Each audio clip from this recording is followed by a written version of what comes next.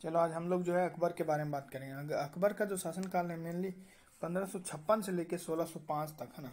ऐसे याद कर लो, ये जो पाँच जो 56 से स्टार्ट हुआ, ये पाँच फिर से इधर हो जाएगा ना, ये पाँच जो इधर आ जाएगा तो कितना होगा 1600, ये जीरो हो जाएगा बीच में और ये पाँच, ठीक है 1605 तक, मतलब 56 से 5 जीरो 5, ठीक है ये याद रखना, ठीक है।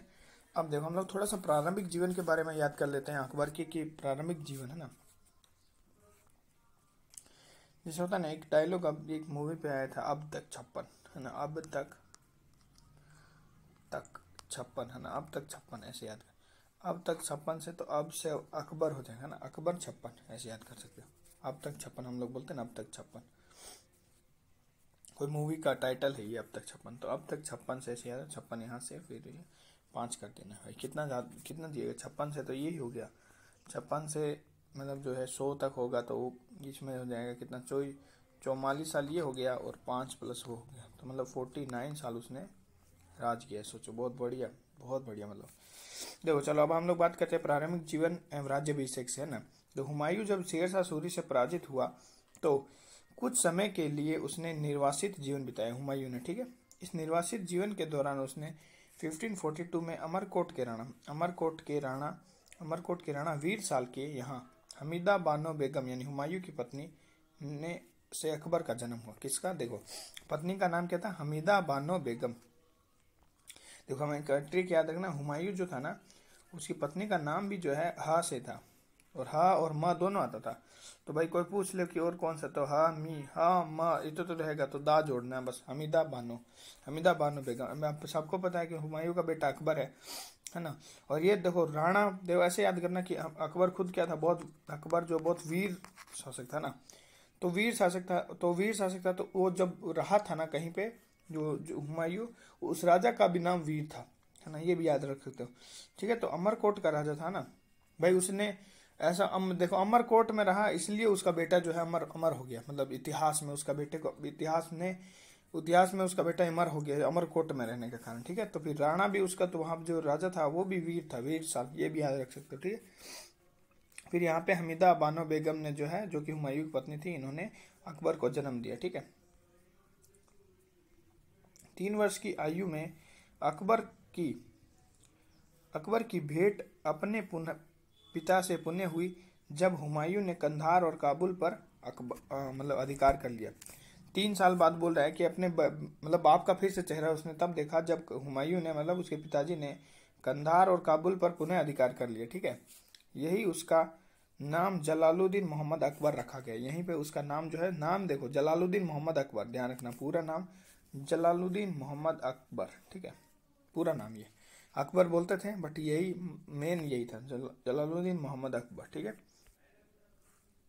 अकबर को सर्वप्रथम सर्वप्रथम औपचारिक रूप से गजनी का सूबेदार नियुक्त किया गया। सर्वप्रथम औपचारिक रूप से मतलब सबसे पहले उसको सबसे पहले हम गजनी मूवी दिखाएगी, बोले कि यार तू गजनी मूवी देख, फिर देख कैसा, मतलब क्या मतलब मजा आता है एकदम, है कि नहीं, बहुत वाह क्या बात है, ठीक है। फिर दिल्ली पर कब्जा करने के बाद हुमायूं ने उसे पंजाब का सूबेदार बना दिया।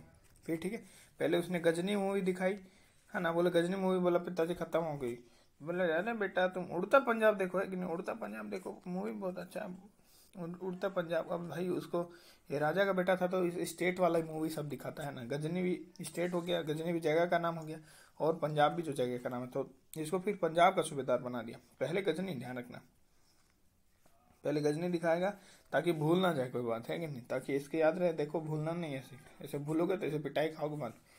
फिर उड़ता पंजाब, ठीक है। तो फिर बाद में उसे पंजाब का सूबेदार नियुक्त कर दिया गया, और अपने विश्वास पात्र एक बैरम, ठीक है, बैरम खां, ये बहुत खतरनाक आदमी था। बैरम खां को उसका संरक्षक है, बॉडीगार्ड बना दिया। अब बॉडीगार्ड देखो ये 3 मूवी हो गई ना, गजनी और पंजाब, उड़ता पंजाब और बॉडीगार्ड।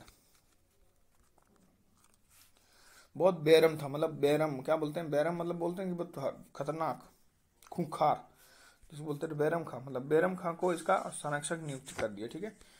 अब फरवरी 1556 में वो समय आ गया है के आसपास, जब अकबर पंजाब में सिकंदर सूर के दमन हेतु सैनिक कार्यवाही में व्यस्त था। किसका, पंजाब में ये क्या कर रहा है, अभी तो पंजाब में ही था, ठीक है। देखो गजनी से पंजाब में था, ठीक है, पंजाब में ही अभी तक था वो, है ना। वो उसका बॉडीगार्ड उसका नियुक्त किया गया बैरम खां को, अभी तो पंजाब में, वो ध्यान रखना, ठीक है, 56 तक। तो वहां पे क्या, सिकंदर सूर नामक का कोई आदमी है, उसका जो है कि सैनिक दमन हेतु सैनिक कार्यवाही में वो व्यस्त था। उसी समय उसके पिता हुमायूं की आकस्मिक मृत्यु हो गई। उसको पता चला कि पिताजी निकल लिए, ठीक है, पतली गली से। पंजाब के गुरदासपुर जिले के कलानौर में हुमायूं की मृत्यु का समाचार पत्र पाने, मतलब वहां पे लड़ रहा होगा कलानौर में, गुरदासपुर के जिले में, प्राप्त होने पर उसके संरक्षक बैरम खान ने फरवरी 1556 में अकबर यानी 13 वर्ष की आयु को उसी स्थान पर ईंटों के सिंहासन पर राज्याभिषेक करवाया। सोचो, वहीं पे बोला कि अब वहां तो लेके जाने में थोड़ा दिक्कत होगा, वहां पे उसको सबसे पहले सोचो वहीं पर ही, मतलब बोले कि अब तो आपके पिताजी मर चुके हैं तो राजा तो आप ही हो गए, है ना। तो उसका बोले कि अब तुरंत से तुरंत इनका जो है राज्याभिषेक करना जरूरी है। जो पहले संरक्षक होते थे, बॉडीगार्ड होते थे, बहुत सोचते थे अपना राजा के बारे में ना। जो बेहतर और विश्वास पात्र इंसान होते थे ना, और वो जो विश्वास पात्र होते थे ना, वो होते भी खतरनाक थे, ये बात खास है। जो हरामी टाइप के होते थे उनसे लड़ा भी नहीं जाता था, क्योंकि उनमें इतना सैन्य कौशल नहीं होता था। ये बात एकदम, हाँ ये बात है एकदम, जो अपने राजा के लिए लड़े हैं उनमें पावर भी बहुत था। ये बात है कि वो लोग टस से मस नहीं, बाहुबली का कटप्पा देख लो, अपने राजा के लिए लड़ता था, है ना। तो देखो उन्होंने हिलने नहीं, जो कितने भी विलन आते थे वो अकेले मार देते थे। ये कितना खास मतलब बात था। तो बैरम खां उन्हीं में से एक था। तो उन्होंने उनको बोला कि अब राजा जी एकदम से तो कहाँ से लेके जाएंगे, पर यहाँ पे कम से कम आपका ईंटों के सिंहासन पे उनको बिठा के सोचो कि उनका राज्याभिषेक कर दिया। क्या लेवल था, मतलब, है कि नहीं। अब ठीक है, तो हुमायूं की मृत्यु के बाद, अब हुमायूं की तो डेथ हो चुकी है, हुमायूं की मृत्यु के बाद दिल्ली और आगरा पर पुनः सूरवंशी आदिल शाह के प्रधानमंत्री हेमू ने अधिकार कर लिया। सोचो, अब जैसे ही पता चला कि हुमायूं तो डेथ कर गया है, तो उधर तुम्हारा क्या बोलते हैं कि ये आदिल शाह ना, आदिल शाह का ये था प्रधानमंत्री था हेमू, है ना। इसी दिल्ली और आगरा पर पुनः सूरवंशी आदिल शाह जो है उसने, आदिल शाह के प्रधानमंत्री हेमू ने जो है कब्जा कर लिया। अब देखो यहाँ पे हेमू का कब्जा हो चुका है। अब दिक्कत यहाँ पे हो गया कि साला दिल्ली का राजा था अकबर और कब्जा कर लिया हेमू ने। अब दिक्कत हो गया, ठीक है। अब देखो लड़ाई होगा, अब लड़ाई होगा। इधर ये तुम्हारा हेमू है, आदिल शाह का प्रधानमंत्री, और इधर तुम्हारा अकबर और ये बैरम खान, ठीक है। अब देखो लड़ाई क्या होगा। हुमायूं की मृत्यु के बाद दिल्ली और आगरा पर मोहम्मद आदिल शाह के प्रधानमंत्री हेमू ने अधिकार कर लिया भाई। उसने वो जाके बैठ गया, बोले कि अब तो कोई है नहीं, खाली है सिंहासन, मैं बैठ जाता हूँ। वो तो ईंटों के सिंहासन पर बैठा है, ठीक है। बोले रुको तुम्हारी, मैं उधर से अखबार सोच रहे, रुको तुम्हारे साले इस तैसी करते हैं हेमू तुम्हारी। पर हेमू था खतरनाक, ऐसा नहीं, हेमू का हल्के हम नहीं ले सकते। हेमू 22 लड़ाइयां लड़ चुका था। देखो 22 देखो हेमू में 2 शब्द है, वैसे भी 2 है तो 2 और लगा दो, एक जो जीता है उसके लिए, है ना। तो 22 लड़ाइयां लड़ चुका था, उसमें से एक में भी उसे हार का मुंह नहीं देखना पड़ा। ये देख लो, ये है हेमू का इतिहास। 22 लड़ाइयां लड़ी, मतलब 22 एग्जाम दिए और 22 में ही फर्स्ट रैंक लाया है, टॉप किया है, मतलब हर बार।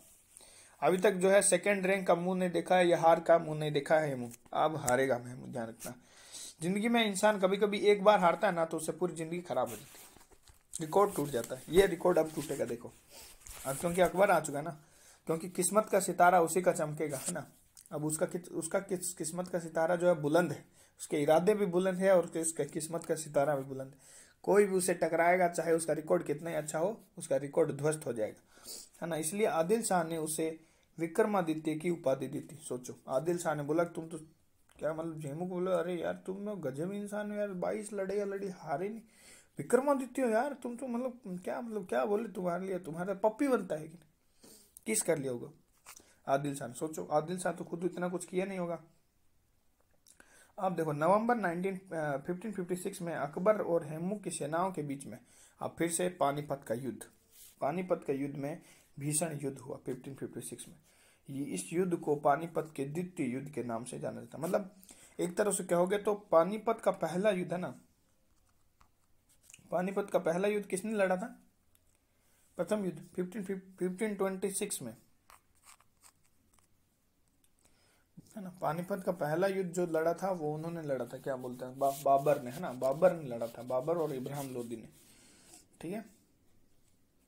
ये याद रखना, ठीक है। बाबर और इब्राहिम लोदी, रुको एक बार चेक करके बता देते हैं। एकदम सही है। पानीपत का प्रथम युद्ध जो था वो सोचो अकबर के दादा ने लड़ा था, बाबर ने, ठीक है, 1526 में। 1526 में जो है अकबर के दादा बाबर ने और इब्राहिम लोदी ने लड़ा था, ठीक है। इब्राहिम लोदी ने,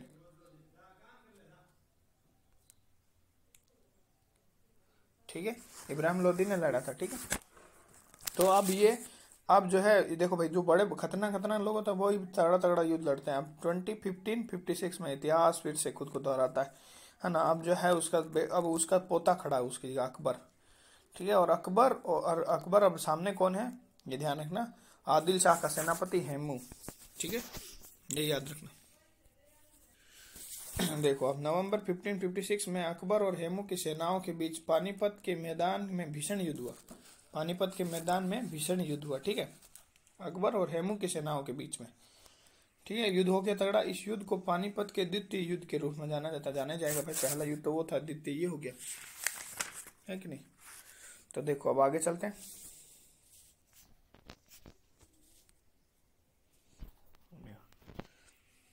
इसमें क्या था, इस युद्ध में हेमू, है ना, इस युद्ध में हेमू जो है वो जीत के करीब था, ये ध्यान रखना। इस युद्ध में हेमू जो जीतने वाला था, परंतु देखो अब किस्मत जो होता है ना, यही होता है। किस्मत कब, मतलब किस्मत बहुत गांडू चीज है, कभी भी धोखा दे सकती है, इसलिए अपने बल पे विश्वास रखो। तो ये इसमें क्या है ना, हेमू जीत के करीब था, परंतु इस समय एक तीर हेमू की आंख में आके लगा। भचाक से जो है तीर घुस गया किसके आंख में, हेमू की आंख में, ठीक है। अभी तक उसको कुछ नहीं हुआ था। अब देखो जैसे ही उसकी आंख में तीर लगा, जिसकी वजह से वह मूर्छित हो गया, इसलिए आंख में तीर लगेगा तो कोई भी आदमी बेहोश हो जाएगा ना, और मूर्छित होकर हाथी के ओहदे से गिर गया, और मूर्छित हो गया, हाथी पर बैठा था, नीचे गिर गया। उसके गिरते ही सेना में खलबली मच गई, मतलब उसको लगा कि हेमू तो गया भाई। और हेमू गया तो फिर अपने हैं कौन, उन्होंने पहले ऐसे था, राजा मर गया तो सैनिक का कोई उतना वैल्यू नहीं रहता था। और हेमू की विजय परास्त में बदल गया। फलते अकबर को दिल्ली व आगरा का शासक बनाया गया। देखो ये क्या बोलते हैं, इसको किस्मत ही बोलेंगे कि कहीं से एक तीर आके चला, किसने चलाया ये भी नहीं पता। किसने एक तीर चला दिया और तीर चला के भच से उसकी आंख में घुस गया, वो मूर्छित होकर नीचे गिर गया। वो नीचे गिरते ही सेना जो है उसकी जीत जो है वो पराजय में, विजय जो है उसका पराजय में बदल गया। फलते अकबर दिल्ली और आगरा का राजा बन गया, शासक बन गया। किस्मत देखो, है कि नहीं। किस्मत खेल रचाए तो अगर किस्मत ही जिताना चाहे ना तो कोई हरा नहीं सकता है। पर हाँ, मेहनत वो अपनी जगह है। हुमायूं ने, अब देखो बैरम खां का संरक्षण काल, अब थोड़ा सा हम लोग ये देख लेते हैं। ये जीत गया है, यहाँ पे राजा बन जाएगा, ठीक है। बैरम खां का संरक्षण काल 1556 से 1560 तक, है ना। 56 के बाद बन गया था, है ना, राजा बन गया था। और उसके बाद में 60 मतलब 4 साल तक बैरम खां का, क्योंकि बैरम में अक्सर विचार है, बैरम खां, ये 4 साल तक इसका संरक्षण चला, ठीक है। तो हुमायूं ने जब अकबर को पंजाब का सूबेदार नियुक्त किया, उसी समय उसने अपने वफादार बैरम खां को अकबर का संरक्षण नियुक्त कर दिया। बैरम खां को बोल दिया भाई तुम बॉडीगार्ड हो मेरे बेटे की, ध्यान रखना इसका कुछ भी नहीं होना चाहिए। तो बोले बैरम खां बिल्कुल। अब बैरम खां जो था फारस के शिया संप्रदाय से संबंधित था, ध्यान रखना। 2 संप्रदाय होते हैं मुसलमान में, शिया और सुन्नी, तो उसमें से शिया से संबंधित था बैरम खां, ठीक है। 1556 में जब अकबर शासक नियुक्त हुआ, वह अल्पवयस्क था, वो तो ओबियसली था, है कि नहीं, अल्पवयस्क तो हो गए, ठीक है। 1556 से 1560 के मतलब 1560 तक बैरम खां द्वारा शासन संबंधी महत्वपूर्ण गतिविधियां करने के कारण, देखो अब देखो सिंपल बात है, वो छोटा है, उसके पास उतना नॉलेज नहीं है जैसे एक बैरम खां के पास है। तो 1556 से लेकर 1560 ईस्वी तक बैरम खां द्वारा शासन संबंधी महत्वपूर्ण गतिविधियों करने के कारण इस काल को बैरम खां का संरक्षण काल कहा जाता है ना, क्योंकि इस समय बैरम खां संभाल रहा था ऑलमोस्ट काफी चीजें ना, मतलब जो है मतलब वो ही इंडिकेट करता था कि क्या करना नहीं करना, क्योंकि वो तो अभी अकबर बहुत छोटा ही है, मतलब ज्यादा बड़ा नहीं हुआ है। इसलिए इस काल को क्या बोलते हैं, बैरम खां का संरक्षण काल बोलते हैं, ठीक है। वास्तव में शुरुआती दौर में अकबर की स्थिति को सुदृढ़ करने में सबसे बड़ा हाथ बैरम खां का, सही बात है, क्योंकि छोटा था, अभी उसको संरक्षण करके उसको थोड़ा बड़ा करेगा, फिर देखो कैसे ग्रो करेगा वो। तो सबसे बड़ा हाथ, हाँ ये बोल सकते हो कि उसको सुदृढ़ करने, उसकी स्थिति को सुदृढ़ करने में, मजबूत करने में, है ना, उसकी शक्ति को बढ़ाने में जो है पावरफुल जो है किसका हाथ है, वो बैरम खां का हाथ है, ठीक है। बैरम खां के संरक्षण में पानीपत की विजय के अतिरिक्त उत्तर भारत की राजनीतिक विजयों का आरंभ भी होता है। अब देखो, उसने पानीपत का विजय, तो पानीपत में भी पानीपत का द्वितीय युद्ध तो उसने विजय करवाया। अब जो है वो और भी, जैसे उत्तर भारत की राजनीतिक विजयों का भी उसने आरंभ कर दिया ना। उसने ग्वालियर, जौनपुर और चुनार को विजित किया। किसने किसको? ग्वालियर को, जौनपुर को और चुनार को विजित किया। जौनपुर का गवर्नर जमाल को बनाया, जिसने बाद में विद्रोह कर दिया। अब जौनपुर का जो है जमाल को बनाया, ठीक है, पर वो था हरामी निकला जमाल, ठीक है, पर उसने भी क्या है ना कि बाद में मतलब विद्रोह कर दिया। बैरम खां की ईमानदारी के कारण उस संरक्षक खान ए खाना की उपाधि से सम्मानित किया गया। खान ए खाना मतलब क्या बोले, खानों में से खान है आप, है कि नहीं, या फिर खाना खा के जाना, ठीक है, खाना खा के जाना, ठीक है, खाना खा के जाना, ईमानदारी के कारण खान है खाना उसको बोले। क्या खान है मतलब बैरम खान है खाना है, वाह। मतलब बैरम खान के बढ़ते प्रभुत्व को देखकर राज दरबार के भीतर उसका विरुद्ध मुखर हो गया। पता है उसका पावर बढ़ रहा है, क्योंकि मेन वही काम कर रहा है ना राजा की जगह। अकबर तो छोटा है, तो अभी वही काम कर रहा है, तो उसके विरुद्ध तो अब होंगे, जो जो भी लोग होंगे वो उसके विरुद्ध हो जाएंगे ना। स्वयं अकबर भी अब राज्य के मामलों में ज्यादा सक्रिय भूमिका निभाने का इच्छुक हो रहा था। अभी अब तुम्हारा धीरे धीरे क्या नाम है, अकबर वहां से भी बड़े हो रहे थे, तो उनको भी लगा कि अब जो है मेरे को ही संभालना चाहिए। क्या भाई, आखिरकार बैरम खान तो एक संरक्षक ही होता है, कोई राजा थोड़ी है ना। तो उन्होंने मन में आ गया होगा कि फलते 56 में तक ईस्वी तक बैरम खान का प्रभाव अत्यंत कम हो गया। फिर धीरे धीरे उसने बैरम खान का प्रभाव को कम कर दिया, ठीक है। 5061 में बैरम खां अकबर के कहने पर मक्का जाने को तैयार हो गया। बैरम खां जो है बैरम खां को बोल दिया कि देखो अब तुम जो है बहुत बूढ़े हो चुके हो, ठीक है, अब बैरम खान जी आप जो है अब घूम के आ जाइए, थोड़ा सा तीर्थ करके आ जाइए ना, मक्का चल जाइए। मक्का खाने के लिए नहीं बोल रहे हैं आपको, मक्का जाने के लिए बोल रहे हैं, यह ध्यान रखना ना। तो ये ध्यान रखो, उनको मक्का भेज दिया। इसी यात्रा के दौरान पाटन यानी गुजरात नामक स्थान पर मक्का जाने के क्रम में बैरम खान की हत्या मुबारक खान द्वारा कर दी गई। अब मुबारक खान ने जो है क्या बोलते हैं लास्ट में मार दिया बैरम खान को, बोला कि बहुत होशियार बन रहा था नहीं, है ना, राजक बनेगा, संरक्षक बनेगा, उसको बचा रहा था, अपने आप को नहीं बचा पा रहे हो तुम और उसको बचाओगे अकबर को, ठीक है। तो मुबारक खान ने बोलो मुबारक, बहुत सबने बोलो, सबको बोला कि मुबारकबाद दो, मैंने बैरम खान को मार दिया, ठीक है।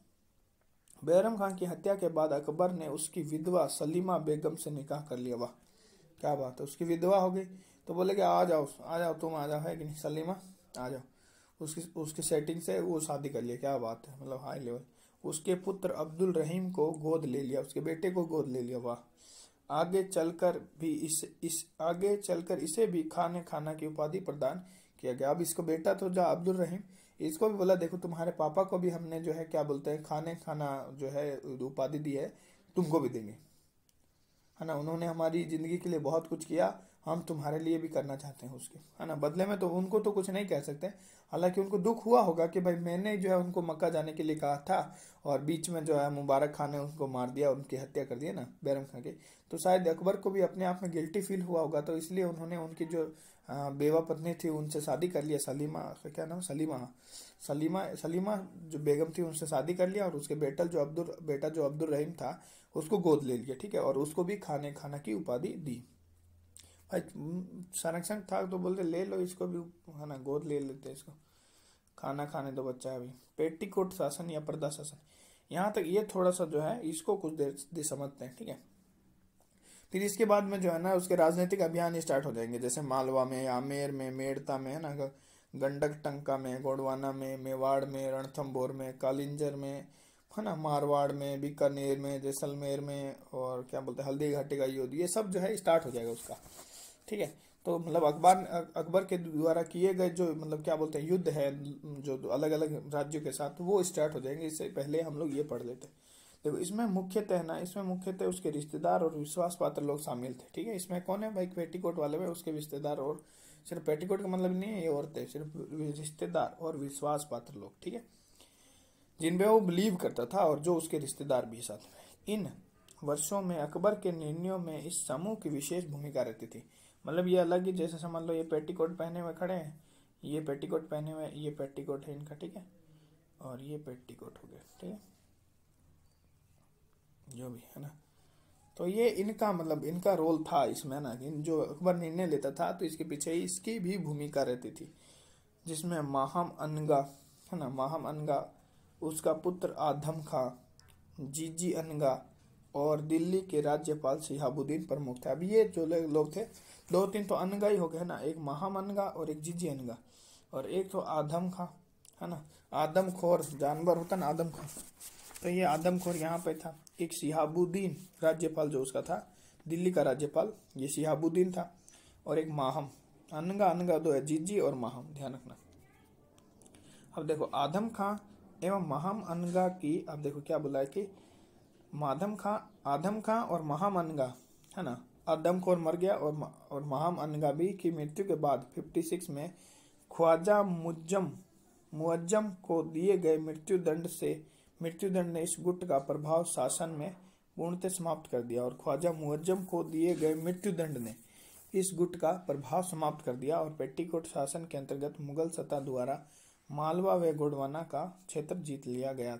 मतलब पेटीकोट शासन के द्वारा उन्होंने बोला होगा कि भाई मालवा और गोंडवाना को जीत लो। तो इसके बाद में जो क्या है ना कि उसके राजनीतिक अभियान स्टार्ट हो जाते हैं, तो वो हम लोग नेक्स्ट वीडियो में कंप्लीट करेंगे। ठीक है, ये मतलब कुल मिला के अकबर का एक परिचय हो गया कि अकबर कैसे अकबर राजा बना, या फिर कैसे उसने लड़ाई लड़ी दिल्ली आगरा पर, कैसे उसने अधिकार किया ना, कैसा अधिकार हो गया, मतलब एक क्या बोलते हैं कि हो गया, अपनी किस्मत साथ दिया उसका। फिर बैरम का संरक्षण और पेटीकोट शासन से संबंधित थोड़ी बहुत सूचना है ना।